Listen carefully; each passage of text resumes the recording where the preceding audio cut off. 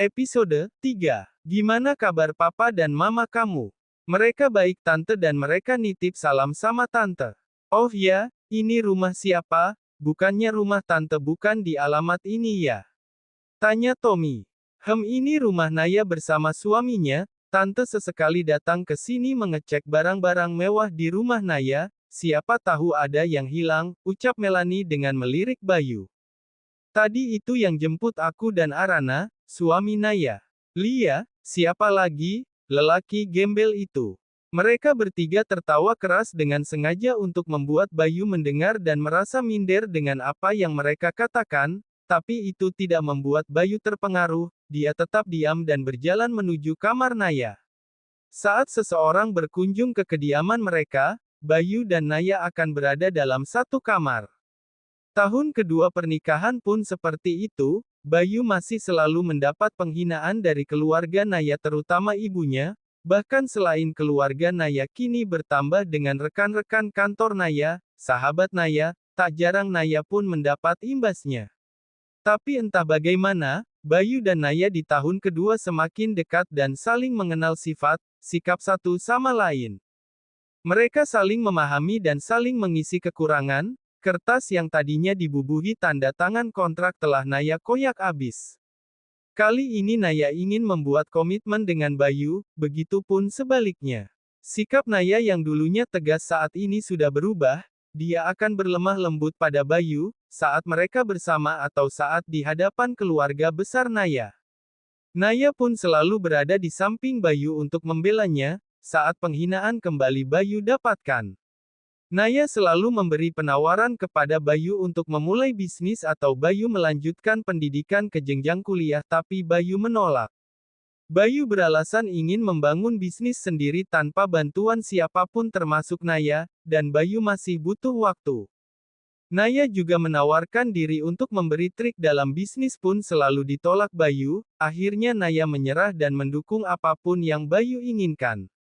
Aku bukannya tidak menerima keadaanmu sayang tapi aku sedih saat keluargaku seenaknya menghinamu, tanpa tahu kebaikanmu yang sebenarnya, jelas Naya lembut.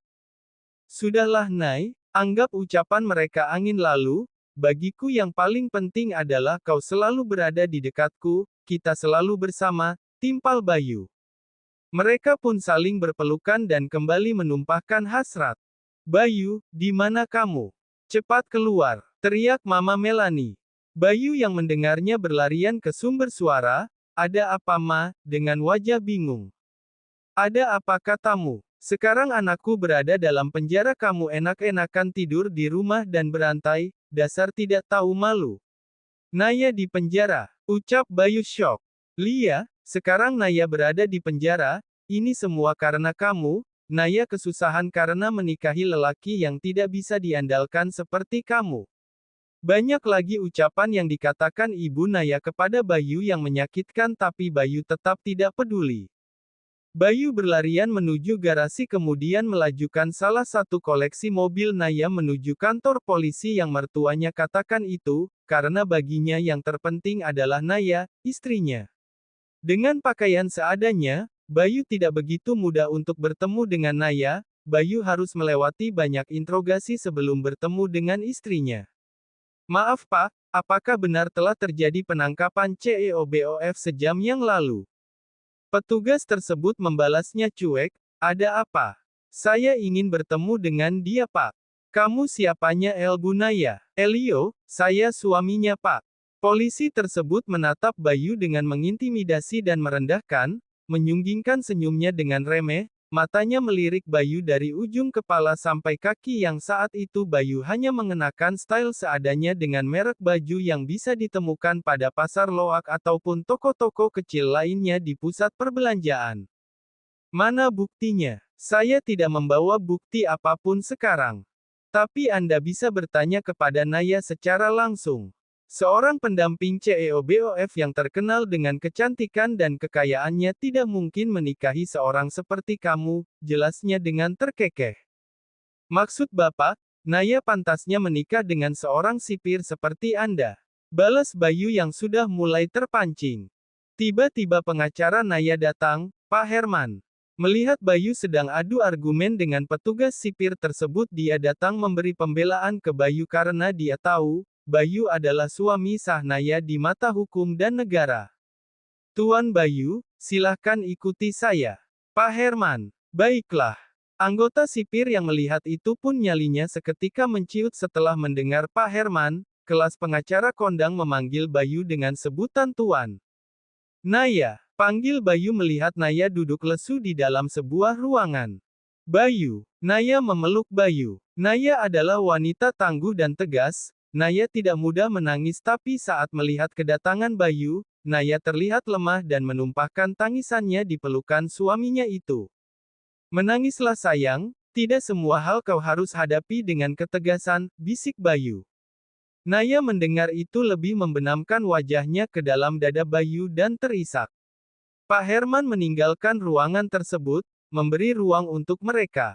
Sayang, apa yang sebenarnya terjadi? Mengapa kau bisa berada di sini? Seorang tamu VIP kami memesan baju untuk pertunangannya. Aku sudah berusaha memenuhi keinginannya, tapi setelah semuanya siap, dia menolak dengan alasan itu tidak sesuai yang diinginkannya. Aku belum mengerti sayang. Pemasangan permata hitam di bagian dada. Sejak awal dia tidak protes, tapi setelah semuanya selesai, dia protes, kemudian menuntutku mengembalikan semua pembayaran yang dia lakukan, dan kamu tahu harga mutiara hitam itu berapa?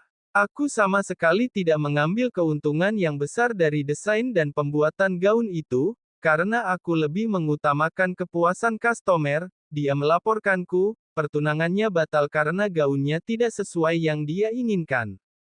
Tapi apakah harus sampai mencobloskanmu ke dalam penjara? Dia adalah anak salah satu menteri sayang, dia berkuasa untuk itu. Tiba-tiba Pak Herman masuk dengan memberitahu bahwa Nona Sylvia berkunjung. Mendengar itu Naya memberi anggukan dan kembali mengaktifkan mode kepemimpinannya. Sesaat Bayu yang melihat sikap Naya kembali terkesima dan mengelus lembut pucuk kepala Naya. Mendapatkan perlakuan lembut Bayu, Naya memberi kedipan seperti biasa sebagai kode. Tenanglah, aku ada di sini.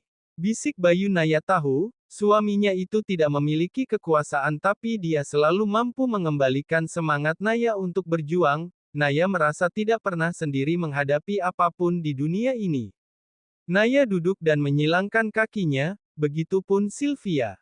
Bagaimana Nyonya Naya? Aku menunggu kau membayar ganti rugi kepadaku, setelah itu perkara kita selesai.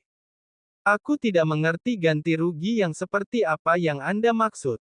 Bukankah sesuai aturan member VIP, jika Anda merugikan pelanggan maka akan ada tindakan ganti rugi oleh perusahaan, EOON, tapi tuntutan Anda di luar kewarasan, bagaimana bisa gaun seharga 1 miliar Anda menuntut saja ganti rugi sebanyak 10 miliar? Ya terserah kamu, pilihanmu hanya dua, membayar ganti rugi atau kau mendesain sesuai keinginanku. Bersambung.